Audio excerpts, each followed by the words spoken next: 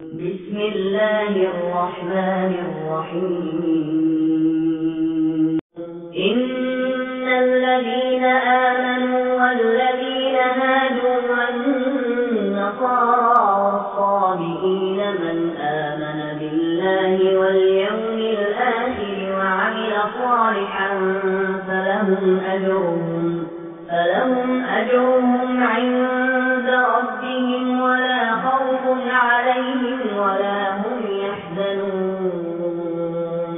وإذ أخذنا ميثاقكم ورفعنا فوقكم الطور خذوا ما آتيناكم بقوة واذكروا ما فيه لعلكم تتقون ثم توليتم من بعد ذلك فلولا فضل الله عليكم ورحمته لكنتم من الخاسرين. أعوذ بالله من الشيطان الرجيم. بسم الله الرحمن الرحيم. إن الذين آمنوا والذين هادوا والنصارى والصابئين من آمن بالله واليوم الآخر وعمل صالحا فلهم أجرهم عند ربهم ولا خوف عليهم ولا هم يحزنون. آمنت بالله صدق اللہ العظیم. آج کے ہمارے سورہ بقرہ شریف کے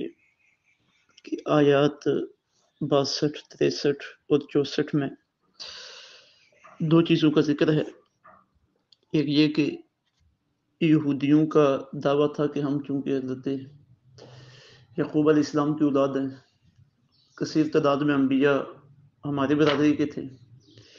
اور ہمارا تو جنت میں جانا یقینی ہے اور دنیا کی کوئی طاقت ہمیں جنت میں جانے سے روک نہیں سکتی. تو اللہ تعالیٰ نے ان کے اس دعوے کا رد کرتے ہوئے فرمایا کہ جنت میں داخلہ کسی برادری کے ساتھ خاص نہیں ہے. جو بھی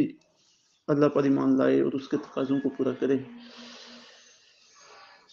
وہ جنتی ہے. اور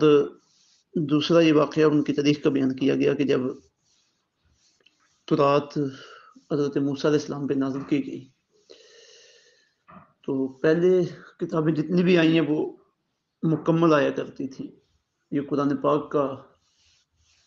کمال ہے کہ یہ تدریجاً آیا ہے،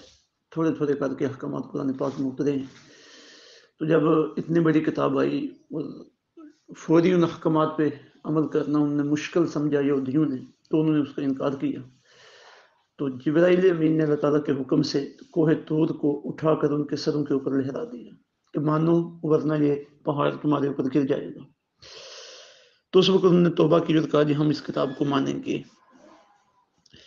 اس وقت تو وعدہ کر لیا لیکن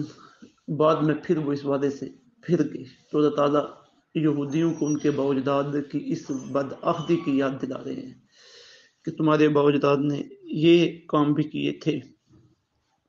تو ارشاد باری تعالیٰ ہے ان الذین آمنوا، بے شک وہ لوگ جو ایمان لائے، والذین ہادوا اور وہ جو یہودی ہوئے، والنصارى اور جو عیسائی ہوئے، والصابئین اور جو ستارہ پرست ہوئے، من آمن باللہ ان میں سے جو بھی اللہ پر ایمان لائے، والیوم الآخر اور قیامت کے دن پر ایمان لائے، وعمل صالحا اور نیک عمل کرے، فلہم تو ان کے لیے ہے اجرہم ان کا اجر، عند ربہم ان کے رب کے پاس، ولا خوف علیہم انہیں نہ تو کوئی خوف ہوگا، ولا ہم یحزنون اور نہ وہ غمگین ہوں گے. وائس اور یاد کرو جب اخذنا ہم نے لیا میثاقکم تم سے پختہ وعدہ، ورفعنا اور ہم نے اٹھا لیا فوقکم تمہارے اوپر الطور طور پہاڑ کو، خذو کہ تم پکڑ لو ما آتیناکم جو ہم نے تمہیں دیا. مطلب کہ پہاڑ تمہارے اوپر لہرایا گیا، اٹھایا گیا اور کہا گیا کہ جو کتاب تمہیں دی ہے اس کے منکر نہ بنو، اسے پکڑ لو، اسے تسلیم کرو. خذو پکڑ لو ما آتیناکم جو ہم نے تمہیں دیا، بقوت مضبوطی کے ساتھ، واذکروا اور یاد کر رکھو ما فیہ جو کچھ اس کے اندر ہے، لعلکم تتقون تاکہ تم پرہیزگار بن جاؤ. ثم پھر تولیتم تم پھر گئے، من بعد ذالک اس کے بعد، فلولا فضل اللہ اگر اللہ کا فضل نہ ہوتا، علیکم تمہارے اوپر، ورحمتہ اور تمہارے اوپر اللہ کی رحمت نہ ہوتی، لکنتم تو ضرور تم ہو جاتے من الخاسرین نقصان اٹھانے والوں میں سے. پہلی آیت ان الذین آمنوا والذین ہادوا والنصارى والصابئین من آمن باللہ والیوم الآخر وعمل صالحا فلہم اجرہم عند ربہم، اس میں یہودیوں کے اس دعوے کو باطل قرار دیا گیا جو وہ کرتے تھے کہ ہم یہودی ہیں اور جنت میں جانا صرف ہمارے ہی حق ہے، ہم اچھے عمل کریں برے عمل کریں جنت ہماری پکی ہے۔ فرمایا ایسا نہیں ہے، چاہے کوئی یہودی ہو، چاہے کوئی عیسائی ہو، صابی ہو، یا کوئی بھی ہو جو اللہ پر، آخرت کے دن پر، اللہ کے رسولوں پر اور پھر ایمانیات کے جو تقاضے ہیں ان کے اوپر جو یقین رکھنے والا ہے وہ اسے ہم جنت میں داخل کریں گے۔ تمہارا کوئی اختصاصی حق نہیں ہے جنت میں داخل ہونا، اور جو بھی اللہ پر ایمان لے آئے، آخرت کے دن پر ایمان لے آئے، وعمل صالحا اور عمل صالح کرے، فلہم اجرہم عند ربہم، تو ان کا اجر ان کے رب کے پاس ہے، ولا خوف علیہم ولا هم یحزنون، نہ انہیں کوئی خوف ہوگا نہ وہ غمگین ہوں گے۔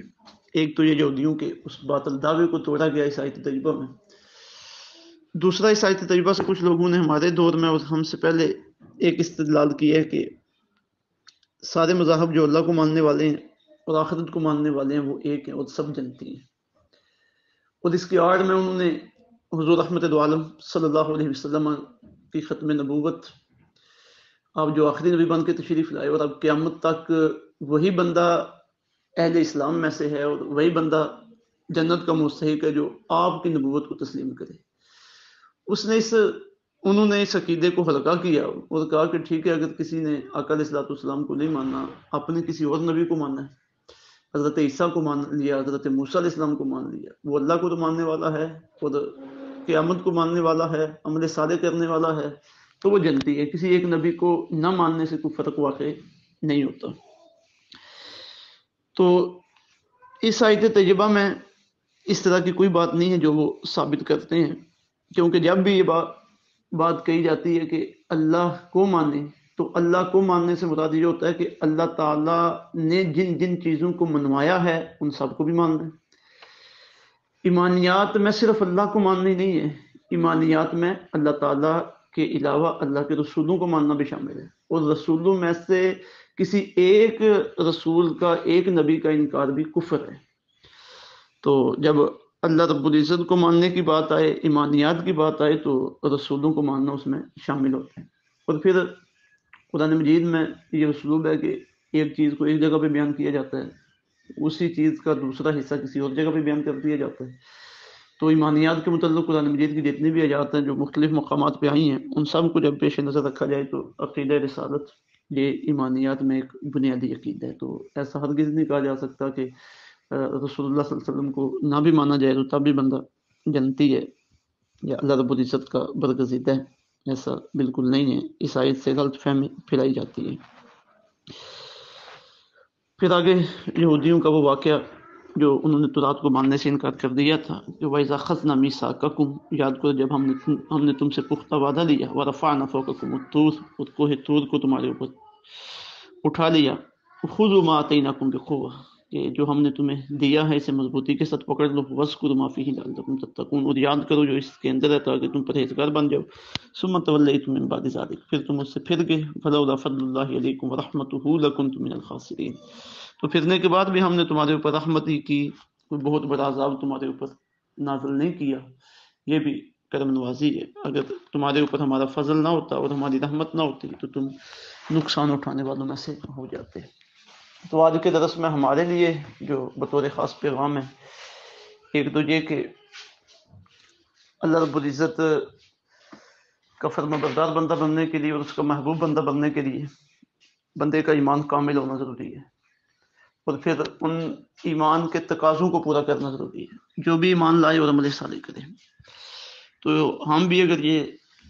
امید لگا کے بیٹھ جائیں کہ ہم حضور رحمت دو عالم صلی اللہ علیہ وسلم کی امت ہیں، ہم جو چاہیں کرتے رہیں، اچھے عمل کریں برے عمل کریں، اس سے کوئی فرق نہیں پڑتا، ہم تو کامل جنتی ہیں، ایسا نہیں ہے۔ اللہ تعالیٰ نے ضابطہ بیان کیا ہے کہ جنتی اور میرا پسندیدہ بندہ وہ ہے جو ایمانیات پر یقین رکھتے ہوئے آگے عمل صالح بھی کرے۔ تو ایمان کے ساتھ عمل صالح یہ بہت ضروری چیز ہے۔ اور دوسری بات جو سامنے آئی وہ یہ کہ یہودیوں نے اللہ رب العزت کی کتاب کو ماننے سے انکار کیا اور اپنے اوپر بوجھ سمجھا، تو اللہ رب العزت نے ان کی مذمت بیان کی۔ ہمارے پاس جو اللہ تعالیٰ کے احکامات قرآن مجید کی شکل میں آئے ہیں، حضور رحمۃ اللہ علیہ صلی اللہ علیہ وسلم کی ہدایتیں جو احادیث کی شکل میں آئی ہیں، کبھی بھی ایسا نہ ہو کہ یہ ہمارے اوپر بوجھ بنے یا ہم اسے اپنے اوپر بوجھ محسوس کریں، بلکہ آمنا و صدقنا، خوش دلی کے ساتھ قبول کریں، ان پہ عمل پیرا ہوں۔ اللہ رب العزت عمل کی توفیق عطا فرمائے۔ السلام علیکم ورحمۃ اللہ وبرکاتہ۔